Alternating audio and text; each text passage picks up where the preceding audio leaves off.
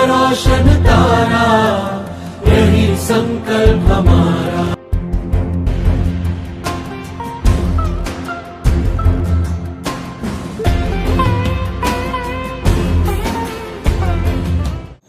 नमस्कार। छत्तीसगढ़ राज्य विधिक सेवा प्राधिकरण द्वारा जन समुदाय के मत जन चेतना के प्रयोजन हेतु एक विशेष अभियान प्रारंभ किया गया है, जिसके अंतर्गत जिला विधिक सेवा प्राधिकरण दुर्ग द्वारा यह ई विधिक साक्षरता शिविर आयोजित किया जा रहा है।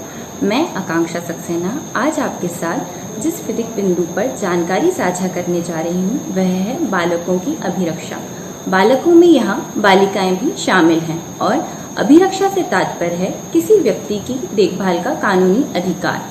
बालकों की अभिरक्षा के संबंध में प्रश्न तब उत्पन्न होता है जब उनके माता पिता के मध्य विवाह विच्छेद अर्थात तलाक होने वाला हो या फिर वह किसी अन्य विवाद के कारण अलग अलग निवासरत हो जाएं, एवं उन परिस्थितियों में भी जहां पर माता या पिता में से किसी एक की मृत्यु हो जाती है, तब सगे संबंधी भी कभी कभी अभिरक्षा का मामला न्यायालय में प्रस्तुत करते हैं।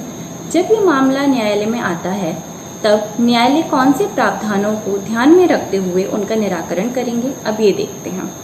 चूंकि यह निजी पारिवारिक मामला है, इसलिए हर व्यक्ति अपने धर्म अनुसार निजी विधियों से शासित हो रहे हैं। जैसे कि अगर बालक के माता पिता हिंदू धर्म के अनुयायी हैं तो उन पर धारा 26 हिंदू विवाह अधिनियम 1955 एवं हिंदू अप्राप्तव्यता एवं संरक्षकता अधिनियम के प्रावधान लागू होते हैं। इसमें वह व्यक्ति भी शामिल हैं जो कि जैन, बौद्ध और सिख धर्म के अनुयायी हैं, और इन अधिनियम में वह व्यक्ति भी शामिल हैं जो कि उन क्षेत्रों में निवास करते हैं जहां पर इन अधिनियमों का विस्तार हो रहा हो और वह मुस्लिम, ईसाई, ज्यूइश या पारसी ना हैं, और वह ये भी साबित नहीं कर सकते कि अगर यह अधिनियम प्रवर्तन में ना होता तो वह हिंदू विधियों से शासित ना होते। इनके अलावा एक और अधिनियम है संरक्षकता एवं प्रतिपाल्य अधिनियम, जो कि हर धर्म पे लागू होता है, परंतु इसके प्रावधान और निजी विधियों के प्रावधान साथ साथ लागू किए जाते हैं। धारा 6 हिंदू अप्राप्तव्यता एवं संरक्षा अधिनियम 1956 के अनुसार हर बालक एवं अविवाहित बालिका की प्राकृतिक संरक्षक तो उनके पिता होते हैं, परंतु जब तक ये बालक बालिका 5 वर्ष की आयु से कम की आयु के होंगे, उनकी अभिरक्षा अधिकार माता को होगा, तदुपरांत पिता को होगा। परंतु हर मामला दूसरे मामले से भिन्न होता है, इसलिए हर मामले का मात्र इन्हीं प्रावधानों के अंतर्गत उचित न्यायानुसार निराकरण नहीं किया जा सकता। इसलिए माननीय सर्वोच्च न्यायालय ने नील रतन कुंडू विरुद्ध अभिजीत एवं अन्य के मामले में कुछ सिद्धांत पारित किए, जिसे हर न्यायालय को बालक की अभिरक्षा के मामले को निराकरित करते वक्त ध्यान में रखना होगा। जिसमें से प्रथम सिद्धांत है बालकों का हित, कल्याण एवं सुरक्षा। माननीय सर्वोच्च न्यायालय ने ये भी कहा कि हर न्यायालय इन मामलों को निराकरित करते समय पेरेंट्स पैट्री अर्थात पिता की भूमिका निभाएगा और बालक के भौतिक विकास को देखते हुए वह बालक के नैतिक विकास को कभी भी अनदेखा नहीं करेगा। माननीय न्यायालय ने ये भी कहा कि ऐसे मामलों में न्यायालय द्वारा बालकों को परखा जाना चाहिए और अगर बालक उचित रूप से बुद्धिमान प्रतीत होता है तो अभिरक्षा के संबंध में उसको चयन को भी दृष्टिगत करें और तदुपरांत न्यायालय संबंध में निर्णय पारित करें।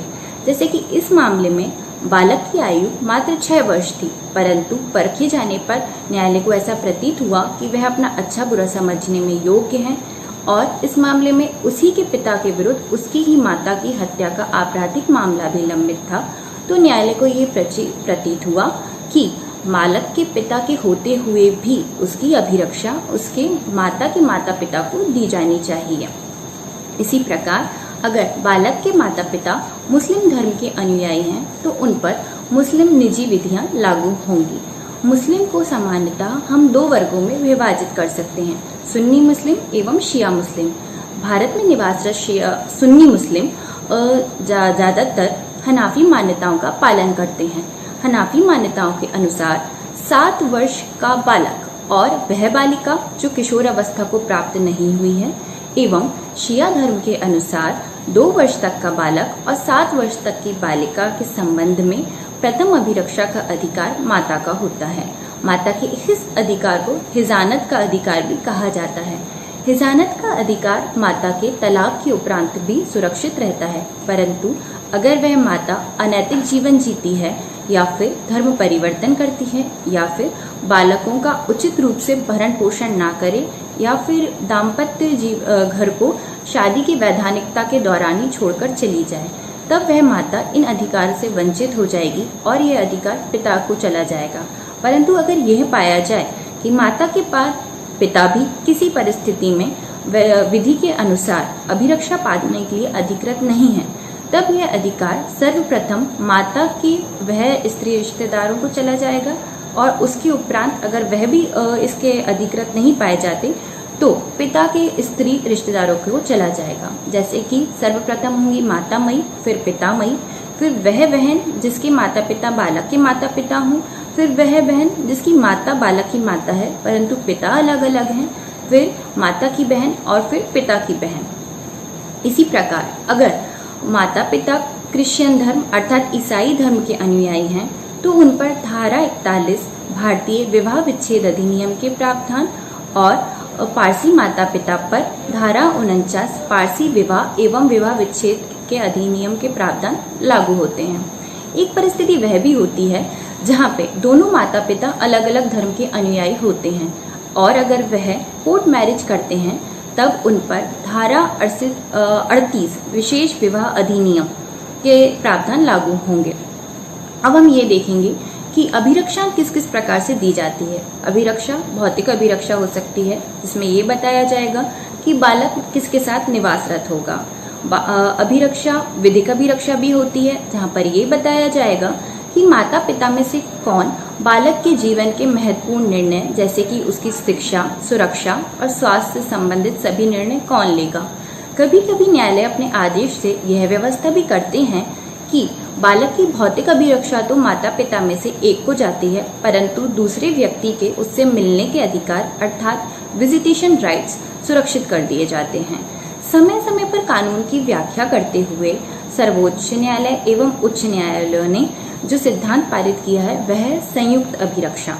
संयुक्त अभिरक्षा से बालक का संपूर्ण विकास सुनिश्चित किया जा सकता है क्योंकि इसमें बालक कुछ समय अवधि के लिए अपनी माता के पास एवं कुछ समय अवधि के लिए अपने पिता के पास रहता है और दोनों ही माता पिता संयुक्त रूप से बालक की विधिक अभिरक्षा के लिए भी अधिकृत हो जाते हैं। अब ये देखा जाना है कि इस प्रकार के मामले आते किन न्यायालयों में हैं। इस प्रकार के मामले ज़्यादातर परिवार न्यायालय के समक्ष प्रस्तुत होते हैं, परंतु तेजस्विनी गौर विरुद्ध एस.जे. तिवारी के मामले में माननीय सर्वोच्च न्यायालय ने यह प्रतिपादित किया कि अगर बालक की अभिरक्षा ऐसे व्यक्ति के पास है जो कि वैधानिक तौर पर अधिकृत नहीं है, तब पीड़ित पक्षकार हेबियस कॉर्पस रिट अर्थात एक ऐसा रिट मामला न्यायालय में दायर करेगा जिसमें वांछा की जाए कि न्यायालय के समक्ष उस बालक को प्रस्तुत किया जाए। अभी तक हमने जितने भी प्रावधान देखे सभी धर्मों के, उनमें 2 बातें समान हैं। प्रथम तो ये कि कोई भी आवेदन प्रस्तुत होने के बाद उस आवेदन की सूचना जब अनावेदक हो जाएगी उस दिवस से 60 दिवस के भीतर इन्हें निराकृत किया जाना होगा। और दूसरा यह सभी आदेश अंतिम प्रकृति के नहीं होते अर्थात परिस्थितियों के बदलने पर न्यायालय यथाउचित परिवर्तन अपने आदेश में कर सकती है।